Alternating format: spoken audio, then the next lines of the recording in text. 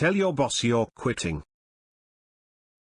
This isn't my story, but my mother's. She died recently at the age of 89, and my sister and I were reminiscing. This is one of our favorite stories involving our mother. My brothers called her V because her first name begins with V. So, I'll refer to her as V. This happened many years ago, about the time I graduated from high school. V had taken a job. Her first since she and my dad got married. In a public kindergarten. Now my dad was always a bit of a bully, especially towards my mother. My dad was not a nice person, and that's a whole story in itself. V had survived ovarian cancer at the age of 33, so she was probably about 38-39 when this happened. Now my dad insisted that if she was going to hold down a job, she still had to do all her chores when she got home, cooking, cleaning, laundry, etc. I can't remember exactly what prompted the argument about her chores, but something didn't get done that he expected and demanded that she do. He informed her that she would tell her boss that she was quitting when she went back to work the next day. Before he left for work the next day, he reminded her that she was to tell her boss that she was quitting. Cue malicious compliance. I loved my mom. She went to work that morning, stopped at her boss's office, and said these exact words: "My husband said to tell you that I was quitting," and then moseyed on to her classroom.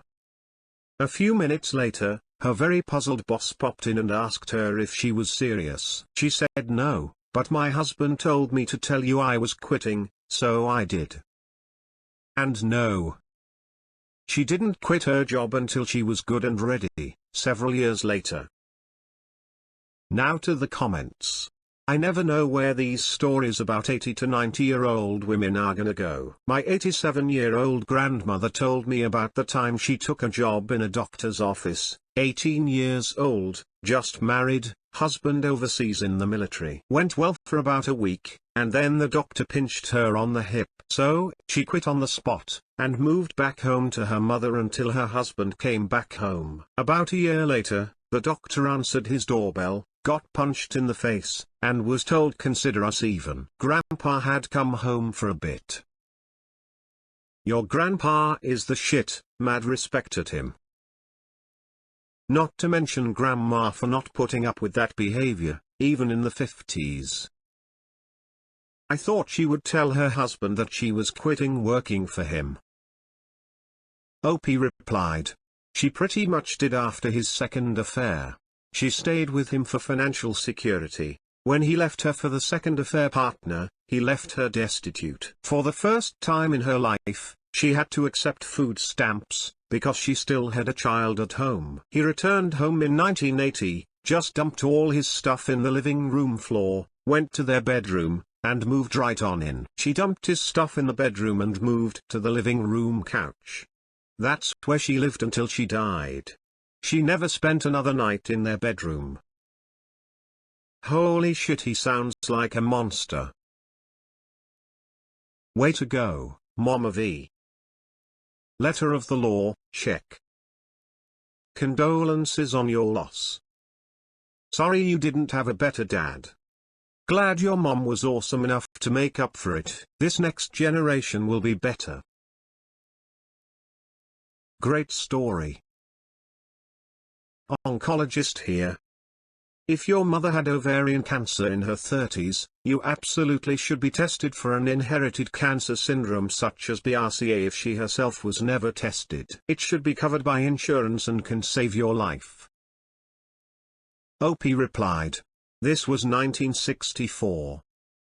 I was 12.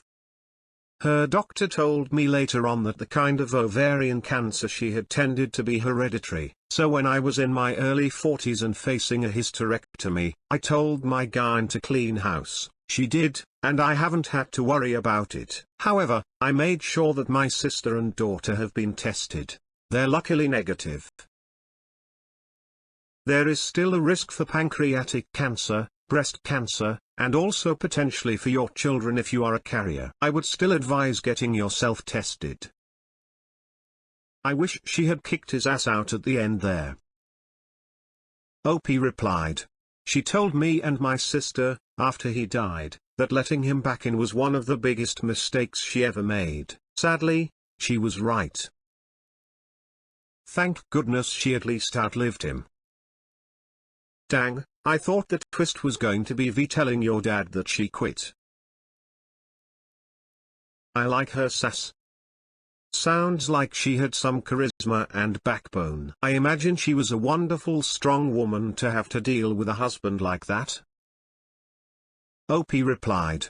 She was a poor country girl. My dad told us he married her because he felt sorry for her. Except for the fact that I and my sibs are here because they got married, I kinda wish he'd left her alone. She had dreams and goals that she was never able to achieve because he kept her down. On the other hand, 4 out of 5 of her children have college degrees and all 5 have successful careers, solely because of her encouragement. That is quite a tribute to her. She sounds like a wonderful mom. I'm sorry your dad was abusive. Your mom was a G. Was a V. I was expecting that since dad seemed to think he was the boss of her, she was going to tell him she quit her job doing housework. Opie replied. He left her for the second affair partner. When he came home a couple of years later, she moved out of their bedroom and to the living room couch. She never slept in that bedroom again, even after he died. She did very little for him until he became too disabled to drive. She took him to his doctor appointments until I moved back to the hometown and took over. Not for him, but to help her out. In fact, I told her that if she died before he did, he was going to a nursing home. I've read some of your comments, and dang, it is heartbreaking. My wife and I have always made sure she prioritizes her career, even if that means we have to make sacrifices in our shared goals. Her mom recently went through a divorce with her dad, who she had sacrificed everything for to make sure he could focus on making his business successful. Neither of us can even entertain the thought of being divorced because we truly love each other, but are both very aware of that fact that we simply don't know what the future holds. I could die, or either of us could change, who knows. Prioritizing her career is not just because we want her to feel financially capable of supporting herself and our future children, but also because we both want our love for each other to be a choice, and not forced due to circumstances. Stories like this remind me how important that is, even if it means us packing up our bags tomorrow and moving away from my family to make sure she remains satisfied in her career. I love that woman. Good for her. My dad told my mom the same thing and she did stop working. Now she has absolutely no financial security whatsoever and has to wait for him to give her an allowance. Opie replied. That's why V pushed my sister and I to college, so we would never have to be financially dependent on a man. I'm retired now and my sister will be able to retire in a couple of years. My sister makes considerably more than her husband. He's actually financially dependent on her. Great story, especially since I imagine your mom wearing a Guy Fawkes mask and black robe to her classroom. The only verdict is vengeance, a vendetta, held as a votive, not in vain, for the value and veracity of such shall one day vindicate the vigilant and the virtuous. Verily, this vichyssoise of verbiage veers most verbose, so let me simply add that it is my very good honor to meet you and you may call me V. I wish my mother had done that to my bully father instead of sinking into alcoholism. I can't stand the old school misogyny, the wife is supposed to be my slave mentality. I'm happy that BS is on its way out. Nice move, mum/mom. What a lovely random memory. Why do your brothers call your mom V instead of mom? Opie replied. It started out as a joke. My maternal grandmother was on heavy-duty psych meds for mental illness, and she began pronouncing my mother's very odd name in a very odd way. My much younger brothers, being the little shits they were, began making fun of the way Grandma pronounced V's name, and started referring to her by her first name, then shortened it to just V. it stuck. I get the feeling that the little shits learned this behavior from their older sibling. Go V. That sound like something my mom would have done. My dad was a dick for their entire marriage, but dang it if mom didn't have some pluck. She gave just about as good as she got, but she was willy about it. Your mother was a saint to put up with him. I'm sure she had other ways to handle his behavior. I would have told him to get out a long time before the affair. I would have looked at your dad and said I quit. And let him do the chores. Good for your mom. I'm sorry she's gone. Sounds like she was a badass, and I mean that as a compliment. Upvoted the story, but wish I could upvote you twice for using both your and your in the title, and both of them being correct, and then a third time for Q. OP replied. Thanks.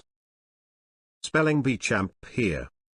Can't stand misspelled and or misused words. I just have to grit my teeth and move on.